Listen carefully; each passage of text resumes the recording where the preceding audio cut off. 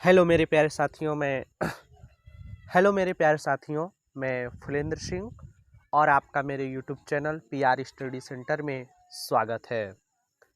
दोस्तों, जैसा कि आप लोग थंबनेल में देख ही चुके हैं कि आज मैं इस वीडियो के माध्यम से बताऊंगा कि सीटेट एग्ज़ाम क्या होता है, इसकी एलिजिबिलिटी क्या होती है और इसका फॉर्म आप किस तरह से भर सकते हैं और इसकी प्रिपरेशन आप कैसे करें कि आप एक ही अटेम्प्ट में इस एग्ज़ाम को पास कर लें। तो देर न करते हुए चलिए चलते हैं, वीडियो को स्टार्ट करते हैं। जो हमारा सीटेट एग्ज़ाम होता है वह एक सीटेट एग्ज़ाम का मतलब होता है central teacher eligibility test. Central teacher eligibility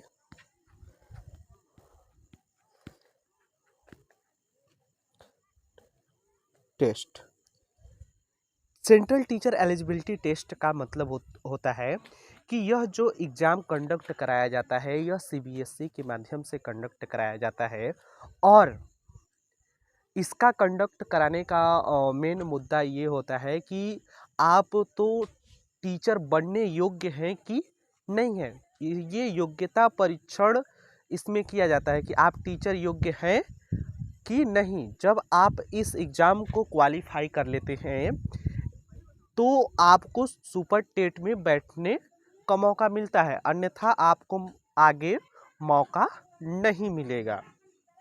तो आपको यह एग्ज़ाम देना आवश्यक है अगर आप टीचर बनना चाहते हैं। और देने का मतलब हुआ कि आपको इसमें पासिंग मार्क लाना अनिवार्य है। इसमें जो पासिंग मार्क होता है उसमें बहुत से संशय रहते हैं। कभी क्या होता है कि 82 होता है, 82 भी पासिंग मार्क मान लिया जाता है और 90 भी पासिंग मार्क होता है। तो दोस्तों, मैं अगर यहाँ पे बात करूँ कि यहाँ पे 82 की 90 मतलब कि हमारा जो 90 अंक है वह पासिंग मार्क माना जाएगा कि 82। तो दोस्तों, आपको मैं बता दूं कि 82 जो होता है वह अपने स्टेट के लिए होता है। ये किसके लिए?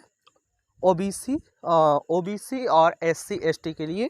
ये सिर्फ अपने ही राज्य में, और अगर अन्य राज्य में आप टीचर बनना चाहते हैं तो आपको 90 अंक लाना अनिवार्य है। तो यहाँ पे हम 90 पर ही मान के चलेंगे कि हमारा 90 है तो मैं सिक्योर हूँ। और यह सिर्फ पात्रता परीक्षा है, इसको देखा जाता है कि आप शिक्षक योग्य हैं कि नहीं हैं। अब चलिए सीटेट के लिए एलिजिबिलिटी हम लोग जान लेते हैं कि सीटेट की एलिजिबिलिटी क्या है, कि सीटेट में हम किस प्रकार से एलिजिबल हो सकते हैं सीटेट का एग्ज़ाम देने के लिए। तो यहाँ पे मैं बात करूँ तो यहाँ पे या फिर आपके पास अपीयरिंग होना चाहिए। अपीयरिंग में क्या क्या चीज़ होना चाहिए चलिए देख लेते हैं। अपीयरिंग में बीएड भी हो सकता है, बीएड या बीटीसी, बीएड या बीटीसी। पर ध्यान रहे कि जो सीटेट होता है यह 2 पेपर के साथ होता है। तो इसमें जो पहला पेपर होता है, जो फर्स्ट पेपर होता है उसमें सिर्फ फर्स्ट पेपर में इसमें सिर्फ बीटीसी ही मान्य होता है। क्या मान्य होता है? सिर्फ बीटीसी, जिसको हम डीएलएड के नाम से जानते हैं। डीएलएड मतलब कि डिप्लोमा इन एलिमेंट्री एजुकेशन, मतलब कि ये प्रत्येक राज्य में अलग अलग नाम से है, पर इसको हम डिप्लोमा इन एलिमेंट्री एजुकेशन यानी कि बीटीसी के नाम से ही उत्तर प्रदेश में जो फेमस है वो बीटीसी है। अब यहाँ पे सेकेंड जो सेकेंड पेपर होता है, सेकेंड पेपर के लिए आप लोगों को, सेकेंड पेपर के लिए आप लोगों के पास बीएड, जो बीएड किए हैं वो भी भर सकते हैं, और जो बीटीसी किए हैं वो भी भर सकते हैं। तो आप कमेंट में बताइएगा कि आप बीएड किए हैं कि बीटीसी किए हैं या कर चुके हैं। अपीयरिंग वाले भी करते हैं, और अपीयरिंग के साथ साथ जो पास वाले हैं, अभी मैं लिख दूं कि जो पास कर लिए हैं, क्या पास्ड हैं, बीएड या बीटीसी, बीएड या बीटीसी, यानी कि जो कर रहे हैं वो भी और जो कर चुके हैं वो भी इस फॉर्म को फिल कर सकते हैं। और इसमें एज लिमिट भी होती है कि आप कितने वर्ष तक भर सकते हैं। जो इसका एज लिमिट है वह 40 वर्ष तक रहता है। इसका एज लिमिट कहाँ तक रहता है, 40 वर्ष तक। तो मैं यहाँ पे एज लिमिट की एज लिमिट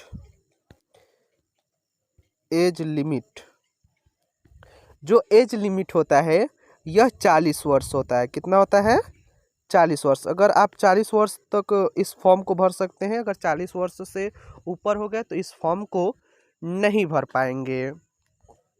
चलिए देख लेते हैं कि इस एग्ज़ाम को किस प्रकार से हम इसका फॉर्म भरते हैं। तो फॉर्म भरने के लिए आप लोगों को इसके ऑफिशियल वेबसाइट पर जाना होगा, और वहाँ पे फॉर्म फिलअप का जो ब्लैंक दिखाई देगा, इसका सीटेट का ऑफिशियल वेबसाइट, वहाँ पे चले जाइएगा, और वहाँ पे इस प्रकार का विंडो आप लोगों को दिखाई देगा। और यहाँ से आप क्लिक करके अपना पूरा पहले रजिस्ट्रेशन करेंगे। रजिस्ट्रेशन करने के बाद में रजिस्ट्रेशन नंबर आपके पास हो जाएगा। फिर इसके बाद में आपको लॉगिन करना होगा। साथ ही साथ जो फॉर्म का फीस आता है वह कितना आता है, तो देखिएगा केवल एक पेपर के लिए, ओनली वन के लिए आता है। अगर आप ओबीसी और जनरल से हैं, ओबीसी और जनरल से, तो ओनली वन पेपर के लिए, ओनली वन के लिए आपको चार्ज कितना देना होगा, 1000 देना होगा। और दोनों के लिए, जो बोथ है, दोनों के लिए आप लोगों को कितना देना होगा, ये 1000, और दोनों के लिए 1200। और अगर मैं यहाँ पे एससी और एसटी की बात करूँ, एससी और एसटी की, यहाँ पे मैं लिख देता हूँ एससी या एसटी। एससी या एसटी की अगर मैं यहाँ पे चर्चा करूँ तो एसटी के लिए आप लोगों को, एससी और एसटी के लिए ओनली वन पेपर के लिए 600 और दोनों के लिए 1000 देना होता है। तो आप किस कैटेगरी से हैं एक बार मैसेज में ज़रूर टाइप कर दीजिए। साथ ही साथ इसका हम प्रिपरेशन किस प्रकार से करें, तो आज मैं बताऊंगा कि इसमें जो पेपर फर्स्ट होता है, क्या होता है, पेपर फर्स्ट। पेपर फर्स्ट के लिए आप लोगों को एनसीईआरटी पढ़ने की ज़रूरत है। क्या चीज़, एनसीईआरटी। एनसीईआरटी अगर आप लोग पढ़ लेते हैं, और एनसीईआरटी के साथ साथ मैं कुछ यूट्यूबर्स जो होते हैं उनको मैं सजेस्ट करना चाहता हूँ। जैसे कि हमारे माने जाने सर, जो कि मैं भी उन्हीं से ही पढ़ा हूँ, और आज मेरा सीटेट क्वालिफाई है। तो सचिन सर और एक है हिमांशी मैडम, तो उनसे आप लोग संपर्क में रहिएगा, क्योंकि वो बहुत अच्छा से पढ़ा लेते हैं। क्योंकि हमें बुक के साथ साथ किसी की हेल्प की भी ज़रूरत होती है। ऐसा नहीं कि सिर्फ मैं बुक को प्रिफर कर रहा हूँ तो आप बुक ही पढ़िएगा। बुक के साथ साथ आप यूट्यूबर्स, जैसे कि मैंने बताया सचिन सर, और सचिन सर के साथ साथ हिमांशी मैडम बहुत बढ़िया टीचर हैं यूट्यूब पर। तो इन सभी के चैनल पर जाइएगा, और इनका सिर्फ क्या देखिएगा, मैराथन जो 7-7 घंटे और 8-8 घंटे का पड़ा हुआ है, 4-4 घंटे का, बस उतना देख लेते हैं तो आप इस एग्ज़ाम को क्वालिफाई कर जाएंगे। पेपर फर्स्ट के लिए एनसीईआरटी में भी आपको सबसे ज़्यादा कौन सा पढ़ना होगा, ईवीएस। ईबीएस और इसके बाद जितना भी मैथ और वो आता है, और इसके बाद में आपको करना क्या होता है कि हमें प्रीवियस ईयर क्वेश्चन को सॉल्व करना है, क्योंकि हमें टाइम मैनेजमेंट भी आना चाहिए। और वहाँ पे क्या होता है, जैसे एग्ज़ाम हॉल में बैठते हैं तो टाइम का मैनेजमेंट नहीं हो पाता है, तो आप PYQ किए रहेंगे तो आप टाइम का मैनेजमेंट अच्छे तरीके से कर हैं।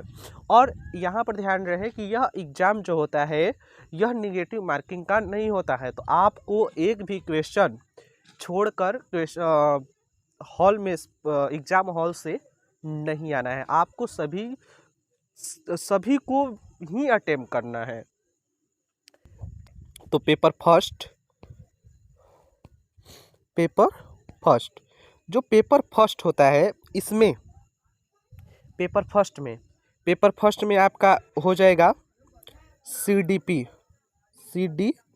यानी कि चाइल्ड डेवलपमेंट एंड पेडागोजी। दूसरा है EBS और दो हमारे लैंग्वेज होते हैं मैथ के बाद CDP EBS मैथ, और दो हमारे क्या होते हैं, लैंग्वेज होते हैं। क्या होते हैं? लैंग्वेज में आप पहला प्रीफर मैं करूँगा कि हिंदी ही लीजिएगा, क्योंकि भारत में ज़्यादातर हिंदी ही बोली जाती है। और दूसरा आप संस्कृत ले सकते हैं या फिर इंग्लिश ले सकते हैं, जो आपको आसान लगे, या फिर इंग्लिश भी ले सकते हैं, या फिर इसके बाद में संस्कृत भी ले सकते हैं। तो आप अपने अनुसार लीजिएगा कि आपका संस्कृत अच्छा है या फिर हिंदी। अगर आप हिंदी समझते हैं अच्छे तरीके से तो संस्कृत को समझना आसान होगा, और अगर आपको इंग्लिश बहुत अच्छे तरीके से समझ में आता है तो आप इंग्लिश ही मैं प्रेफर करूँगा कि इंग्लिश ही लीजिएगा। अगर मैं पेपर सेकेंड की बात करूँ, यहाँ पे पेपर सेकेंड जो पेपर सेकेंड है, पेपर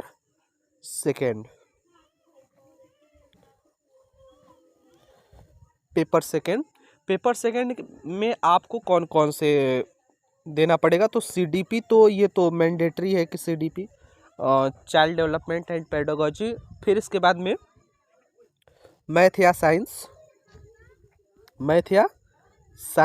और जो मतलब कि SST वाले हैं, SST में सिर्फ सोशल साइंस यहाँ पर देखने को मिलेगा, उनमें मैथ का क्वेश्चन नहीं पूछा जाएगा। फिर इसके बाद में दो लैंग्वेज, पहला हिंदी और दूसरा है वही चीज़ या फिर इंग्लिश ले सकते हैं या फिर संस्कृत। तो दोस्तों इसी के साथ मैं इस वीडियो को एंड करता हूँ। धन्यवाद, मिलते हैं अगले वीडियो में, तब तक के लिए जय हिंद।